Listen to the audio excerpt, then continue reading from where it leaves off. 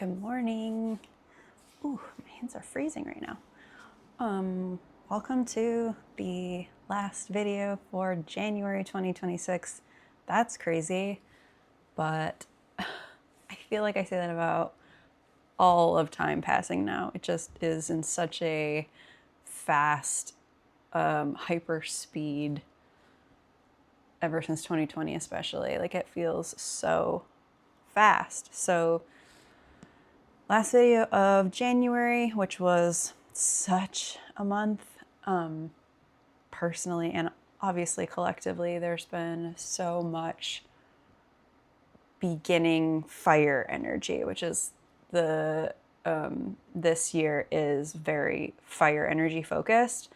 There's well, I'll say more about that, but I want to do this video as a card pull for what the energies are going to start feeling like as we head into February, which is supposed to be a whole month astrologically and otherwise. There's a lot happening that I'll talk about a little bit, but here we go with just a little beginning card for what are these energies about to bring in February.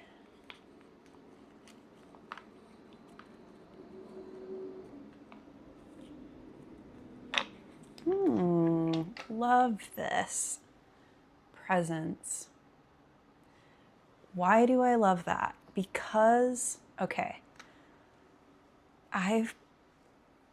what I've really noticed is that the faster things have been going, the harder it is to slow down and like do one thing at a time.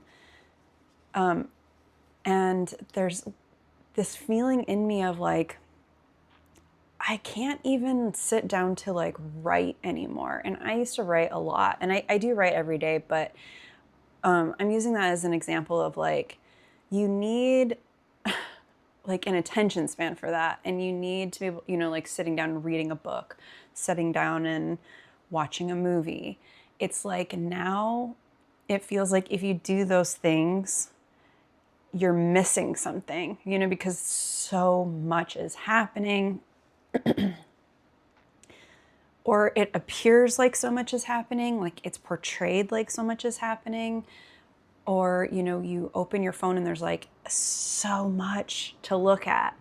So anytime that you have activities where you have to actually just slow down and like exist in the room, in the space that you're in, and not in the portal of being online and being involved in so much happening so quickly, it feels like you almost like, it's almost like danger. Like it's almost like if I don't check, something bad's going to happen. Or if I don't keep an eye on things, I'm going to miss something.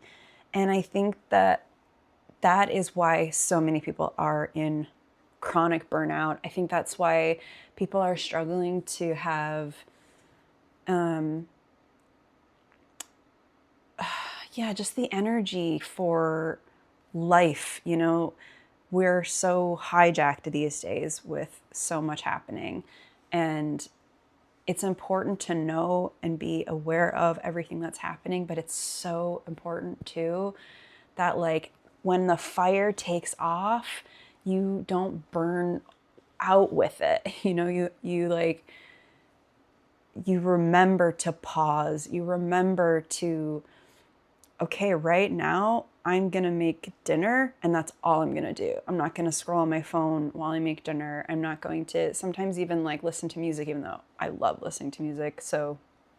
But it's just this constant like practice of realizing that nothing is ever, it's just like a feeling of not being safe to just unplug. And so, yeah, that presence card, especially for me, it feels like, because I've just been dealing with so much constant like vigilance, like with my dog who I shared about last week that has been struggling with her health. And so I'm constantly monitoring that. And if I don't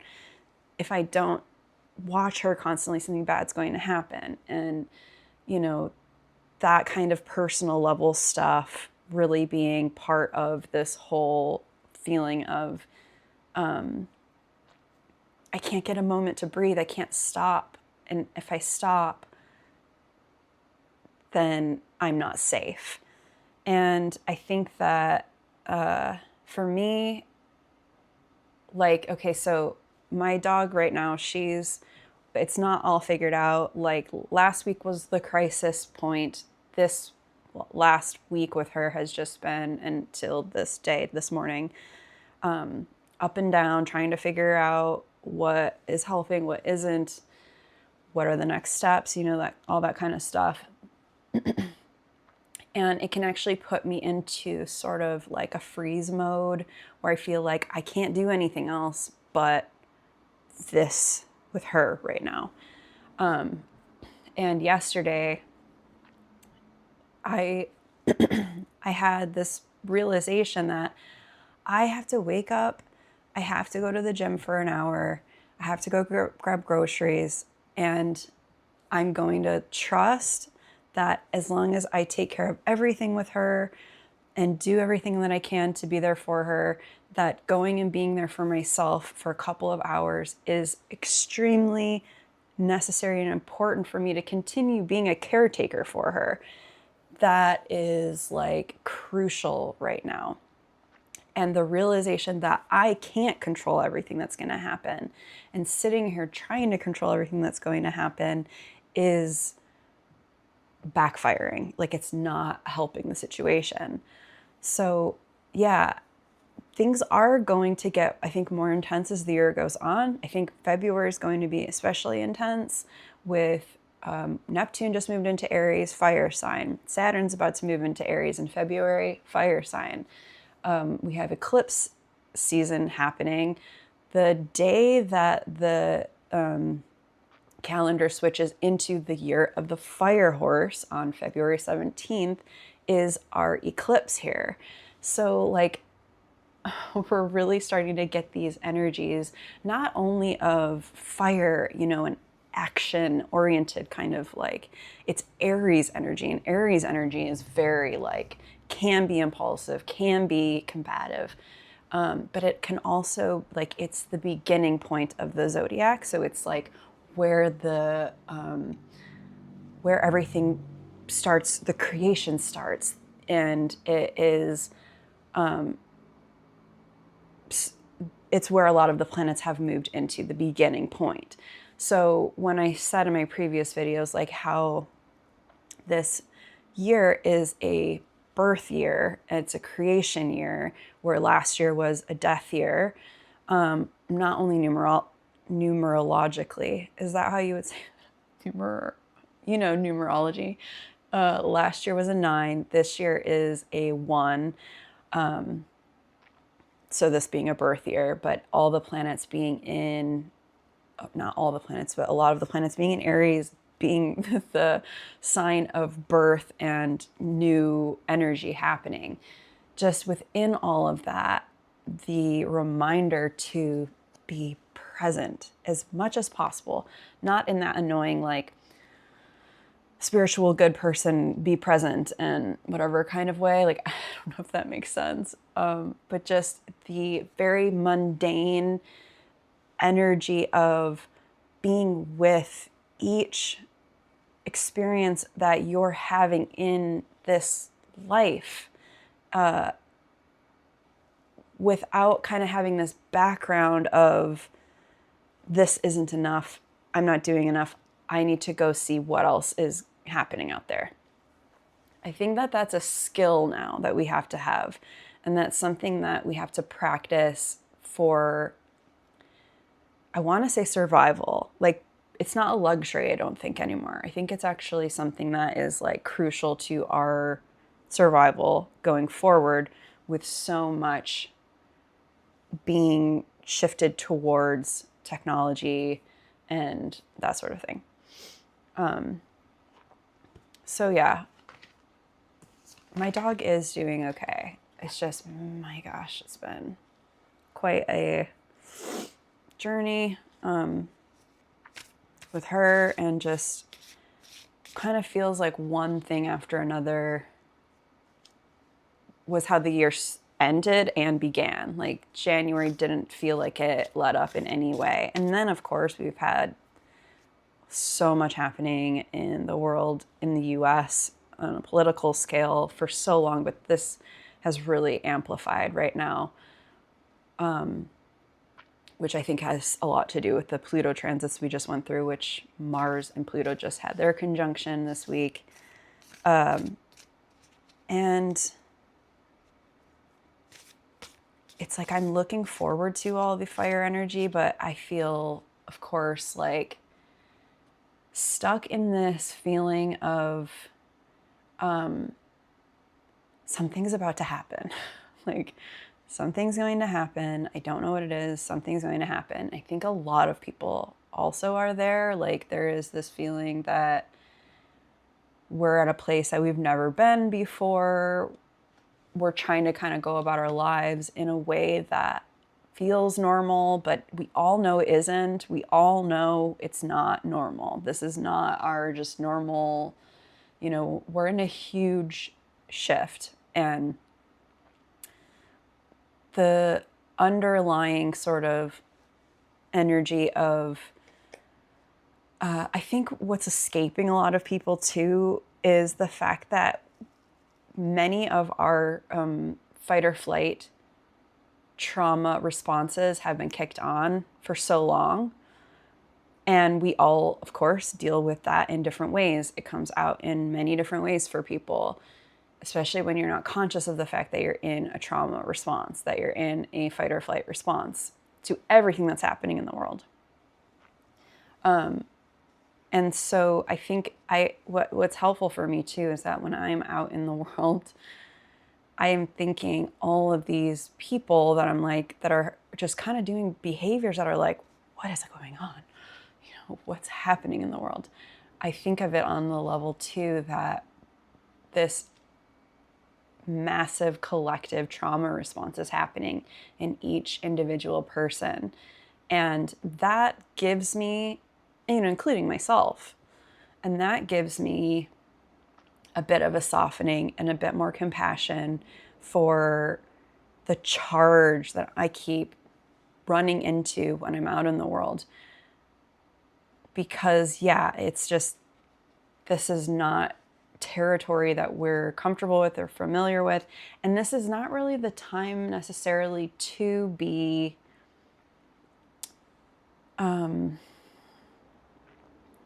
so it's going to be kind of like contradicting. It is a creation year, but with saying that, it's also not really the time to be like, if you're lacking the feeling of like, I can't get anything started, it's not making sense, there's too much going on, I feel too overwhelmed to even kind of focus on the thing that I want to go towards, that I think is extremely normal, a very normal response to what's happening right now. And I don't think that you necessarily need to keep trying to force the energy to try and make something happen right now. Trust that it's going to happen. That, have the vision, but also be willing for the vision to show you the way. There's been so many times in my life where I've thought, oh, I'm going to go that direction. I feel this kind of like curiosity over here. And then boom, like the universe goes, this is the way. And then I instantly know that that's the way. So maybe that type of pressure right now being taken off of you, like knowing that it's just, we're in a, it's like a feeling of like a holding pattern, like what's going to happen, what's coming around the corner, but it's not going to be like forever. It's, I think, pretty quickly going to start shifting, especially once February hits and all these transits and eclipses and everything like that start happening. But remember to ground and anchor and stay as much as you can in your body. That's why I love going to the gym, like doing things that you are just there focusing on your body, how your body feels, and yoga too. Those practices of the body are so massively helpful right now and always, but when we're carrying so much trauma in our systems, we can't always just like journal it out or talk it out. Our bodies need to do it for us. And so having that that as a practice, just getting your body moving and trusting that your body is going to be able to alchemicalize. Is that the right word? See, I'm having a hard time with words today. The emotion that's in it, because you kind of like, we get so detached from what the body is holding until the body says it very loudly, which can be a disease, and it can be all sorts of like back pain, and then we treat the symptom, but we don't realize that like it's because the emotion is stuck. The energy of the situations that we've been in get stuck into our different parts of our bodies. And so presence for me too is, being in my body, going and doing things that are physical, where I'm just not necessarily thinking about how to process and be with a feeling, but my body is showing me and my body is doing it for me. That's really, really helpful right now. Ah, nice. Let love be your beacon. Love leading the way. 42. That's a very fiery looking card. I have a hair in my mouth.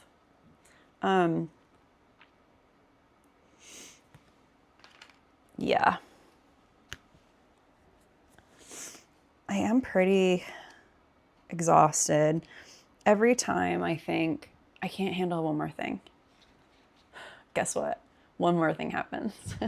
It's like, okay, I guess I can't handle one more thing. But yeah, that's why even more so it's recognizing that I need to take care of myself. I can't take care of everybody else or anything else if I'm not taking care of myself. And I am so good at taking care of others that's what burned me out from my business that I was just in for 10 years. I got extreme, not only autistic burnout, that's the main part of it. The reason that I got such bad burnout is because of being in such an emotionally caretaker role for so long, and without it, the people pleasing and the not ever saying like no, or all that kind of stuff.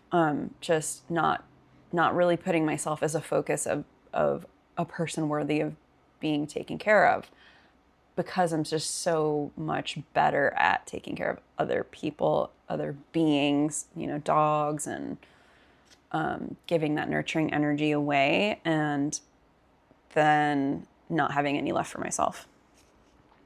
But that's shifted for me. That's definitely changing within the last few months. Okay, let love be your beacon. Lead with love. When you enter into a new situation, see love paving the way. If it is a tense situation or a work environment, do a visualization exercise of filling the space with bright, beautiful love for everyone involved, including yourself. Okay. I feel like that just said what I was saying. Acknowledge what is going on and be willing to change how you are approaching this. Communication will be harmonious and you will have greater prospect to create what you are looking for. Focus on the light within you. Imagine this light shining out of you. Your inner light will permit you to see the world with new eyes and learn new things every day of your life. Wow. Yeah, that's exactly like what I was trying to get at with just recognizing that we're all in this trauma response right now, and having that sort of lead the way, where, because I am getting so, my fuse has become so short with being out in the world, because so much of the world's energy has intensified. Driving has gotten really bad, like aggressive type of driving, people being more short fused out in like grocery stores and all that kind of stuff. You know, we all only have a certain threshold, and once the threshold gets filled up and we don't have an outlet for it, the world around us starts to become the target for that fullness of, you know, not having space to be patient, not having the energy for compassion and for like slowing down and being like, that person's probably just having a bad day. It's like we're all sort of like having a bad day. And not saying that every day is a bad day. I think that it's just, there's this feeling of like, we're at our limits. We're all at our limits. And so leading with love and having as much of the understanding of how hard this is for everyone. Think of how hard it is just for you. Think of how much you've endured in the last 5 to 6 years, and know that like it's all happening to all of us. You know, we're all at our limits, and we're seeing that play out in many different ways in the world. And also wanted to say, I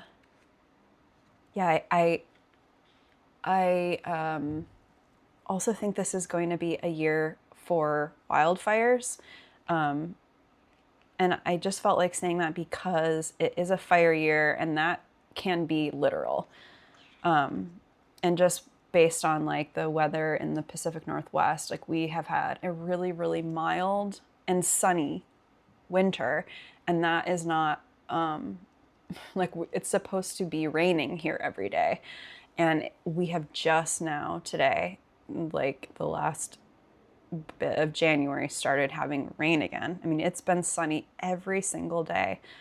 And when weather like that starts happening, it's a lot more likely that summer has a higher risk of wildfires. So just speaking from Pacific Northwest climate standpoint, but also I know that, you know, a huge chunk of the US just got a really bad ice and snowstorm.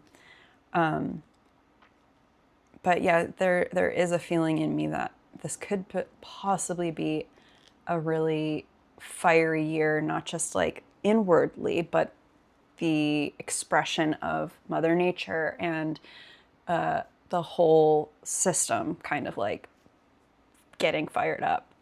So we'll see how that plays out. I really hope not, of course, but we'll see. So I'm wishing you a good end to January. That month was really, really tough, I think, in a lot of ways for a lot of people. But get ready for February, because it's going to be an interesting kind of ramped up month. And yeah. Thank you so much for being here with me, and also for giving all your love and support to my video last week with what my dog was going through and still is going through, and what I'm going through with it. And I really, just want to thank you for that. And I will see you guys next week.